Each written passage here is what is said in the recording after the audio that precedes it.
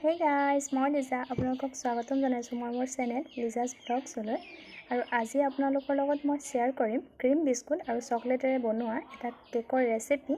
তেনেহলে কেনেকৈ বনাও চাই থাকক ভিডিও লৈছোঁ 4 পেকেট ক্ৰীম বিস্কুট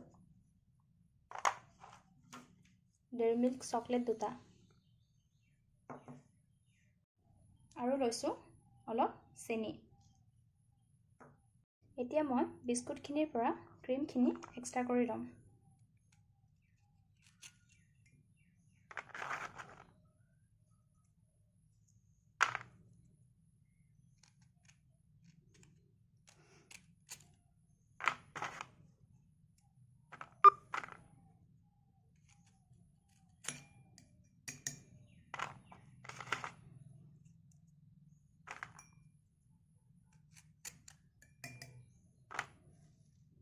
বিস্কুটখিনিৰ পৰা ক্ৰীমখিনি এক্সট্ৰা কৰি উলিয়াই ললোঁ এতিয়া মিক্সিত বিস্কুটখিনি দি গুড়া কৰি লম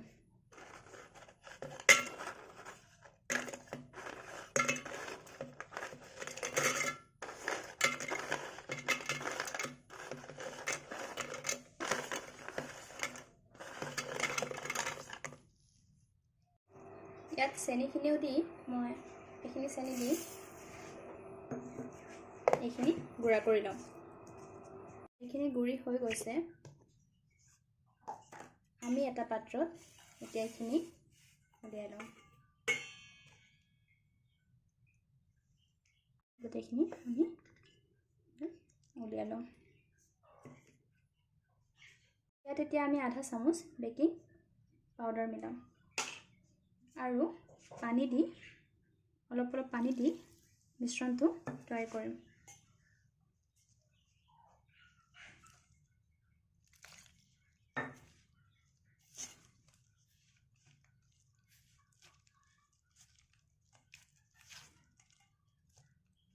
এতিয়া আন এটা পাত্ৰত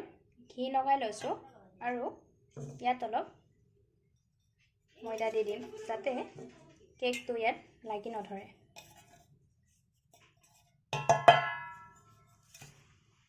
এতিয়া আমি ইয়াত বিস্কুটেৰে তৈয়াৰ কৰি ৰাখা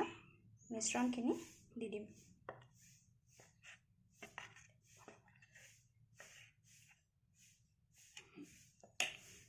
এতিয়া এটা পাত্ৰত এনেদৰে মই পানীখিনি গৰম হ'বৰ কাৰণে দিছিলোঁ আৰু ইয়াত এটা ষ্টেণ্ড দিছোঁ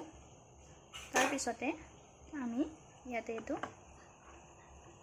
বহাই দিম তাৰ পিছতে আমি ইয়াত ঢাকন মাৰি দিম 40 পৰা 45 মিনিট পৰ্যন্ত আপোনালোকে ইয়াত এনেকৈ বহাই ঢাকন মাৰি ৰাখিব 40 মিনিট ৰাখাৰ পিছত মই এনেকৈ এখন প্লেটত কেকটো উলিয়াই ললোঁ আৰু ইয়াৰ ওপৰত এতিয়া আমি দিম এইখিনি অলপ গলাই ইয়াৰ ওপৰত মই সজাই দিম তে কি কৰোঁ চাই থাকক আপোনালোকে এতিয়া আমি ইয়াত গলাই লোৱা চকলেট আৰু ক্ৰীমৰ চিৰাপখিনি লগাই দিম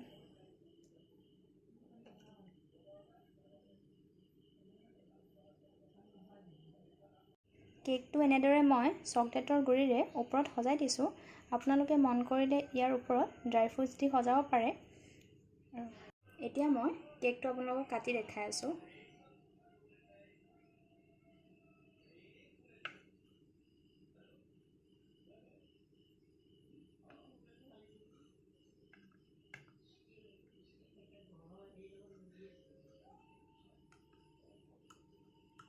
একদম সফট হৈছে দেখিছেনে বাৰু একদম ধুনীয়া সফট হৈছে এতিয়া মই প্লেট এখনত উলিয়াই লম মোৰ কেক ৰেডি হৈ গ'ল